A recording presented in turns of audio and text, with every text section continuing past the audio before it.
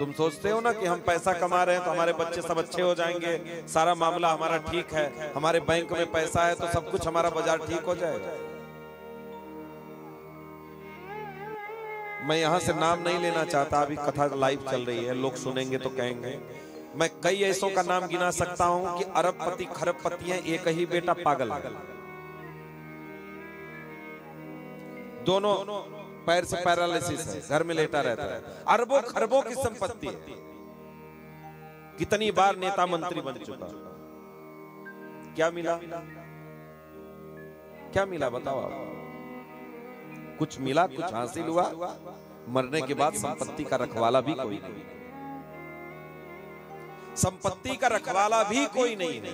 ऐसे जीवन जी करके क्या लाभ है बताओ? यदि आप गृहस्थ आश्रम में हो, देखो मैं एक बात, देखो कहने में क्या दोष जाता है, जो सच बात है वो सच है। अगर गृहस्थ जीवन में है आप, अगर गृहस्थी में है, यदि आपने विवाह किया है और आप की बीवी है, आपके बच्चे यशस्वी होने चाहिए, आपके नाम को रोशन करने वाले होने चाहिए, आपकी कीर्ति को बढ़ाने वाले होने चाहिए, आपकी कीर्ति को धूमिल करने वाले नहीं होने चाहिए। इसके पीछे हम लोग कहते हैं मेरे बेटे का दोष है, मेरी बेटी का दोष है, समाज का दोष है, फलाना ने बिगाड़ दिया, इसने कर दिया, उसने कर दिया। कौन को सुख दुख कर दाता, निज कृत कर्म भोग सुन भ्राता। इस संसार में कोई किसी को बिगाड़ने वाला नहीं है, कोई किसी को बनाने वाला नहीं है, कोई कुछ करने वाला नहीं, कोई आपका बाल बांका नहीं कर सकता। बस थोड़ा सा सेल्फ रियलाइजेशन करिए, आपको देखने को मिल जाएगा कि कहीं ऐसा तो नहीं कि हमारी गलती है। इसलिए भगवान के आश्रय में हमें रहना चाहिए, भगवान का आश्रय, भगवान का भजन करना चाहिए, भगवान के सामने हाथ जोड़ करके खड़ा होना चाहिए, भगवान के सामने हाथ जोड़कर भगवान के सदैव आश्रय में रहना चाहिए, सदैव भगवान के आश्रय में रहना चाहिए। भगवान के आश्रय को कभी नहीं छोड़ना चाहिए, कभी नहीं छोड़ना चाहिए। आप इसका लाभ कहते हैं, अगर मैं लाभ पर केवल जाऊं कि भगवान के चरणों में खड़े होने से, सर झुकाने से और भगवान को केवल मानने से क्या लाभ होता है, आपको मैं 1000 क्वालिटी बताऊं, और अभी पूरी कथा में 7 दिन इसी पे गा दूंगा, केवल इसी पे गा दूंगा, उसके लाभ कितने हैं।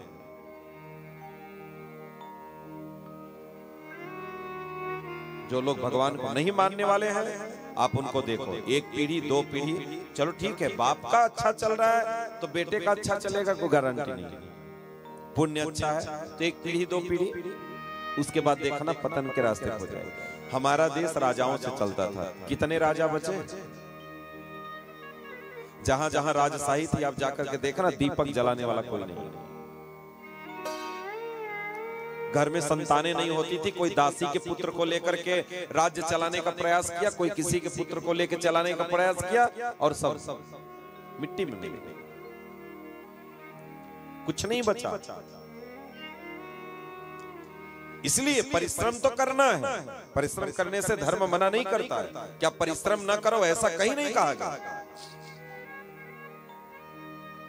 लेकिन भगवान के आश्रय में रह करके परिश्रम करना, भगवान को मानो, भगवान को जानो, जानो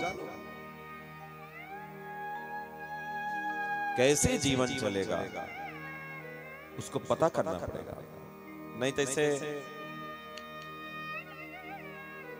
जीवन कैसे बीत जाएगा आपको भी पता नहीं चलेगा। इसलिए कह रहे हैं धामना स्वेन सदा निवस्तु को, केवल उनका ध्यान करने मात्र से जीवन का ज्ञान नष्ट हो जाता है।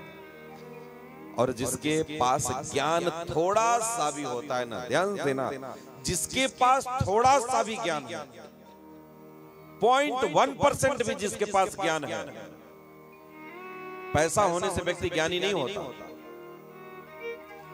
लेकिन ज्ञान अगर वास्तव में, जिसको ज्ञान कहा जाता है, 0.1% भी अगर किसी के अंदर ज्ञान है, वो देखना भगवान के चरणों में दंडवती लगा रहा है, भगवान के चरणों में प्रणाम कर रहा है, भगवान को मानता है, धर्म को मानता है, धर्म के मार्ग पर चलता है। अब देखना, कभी महसूस करना, इस चीज महसूस करना। इसलिए जरूरत नहीं है, जो भाग्य में आपके लिखा है वो आपको मिलेगा, निश्चित मिलेगा, उसको कोई छोड़ नहीं सकता, छीन नहीं सकता। इसलिए जिसके पास इतना भी ज्ञान होता है, भगवान के चरणों में प्रणाम किया, दंडवत किया, भगवान को मानता है, उसका अज्ञान नष्ट हुआ, और जैसे ही ज्ञान आया उसके पास, क्या? सत्यम परम धीमहि। जो सत्य स्वरूप भगवान है, उनके चरणों में अपनी बुद्धि को समर्पित कर दिया। तो अगर कोई व्यक्ति अपनी बुद्धि को भगवान के चरणों में समर्पित कर दिया है, ये जानना वो बुद्धिमान है, उसको मूर्ख नहीं कहा जा सकता। लेकिन आजकल मूर्ख लोग समझाते हैं बुद्धिमान, क्या मिलेगा पूजा पाठ करके, बड़ा पंडिताई कर रहे हो, क्या लाभ मिलेगा इससे, क्या कर लोगे तुम इससे, ये करके क्या कर लोगे, ये सब करके कोई लाभ नहीं है। अरे जीवन मिला है, आराम से जियो, ऐसा करो। उसको नहीं पता, बच्चे पागल होकर के घूमेंगे रोड पर, पागल होकर के घूमेंगे, सारी तुम्हारी अकड़ तुम्हारे अंदर चली जाएगी, समझ में आ जाएगा। इसलिए प्रयास करना हमारा काम है, जो आपके भाग्य में है वो आपको मिलेगा। और जितना जिसके भाग्य में लिखा, कभी परेशान मत हो। हमारे पास 1 रुपया आ रहा है कि 1000 रुपया आ रहा है, जैसा कर्म कियो वैसा आ रहा है, जैसा कर्म कियो वैसा आपको मिल रहा है, बिल्कुल परेशान मत हो। और जो आपके भाग्य में है वो कोसों दूर से भाग करके आएगा, और जो आपके भाग्य में नहीं है, आपके पास आ करके भी वो कोसों दूर आपसे भाग जाएगा। क्या करेंगे आप? कुछ नहीं कर सकते।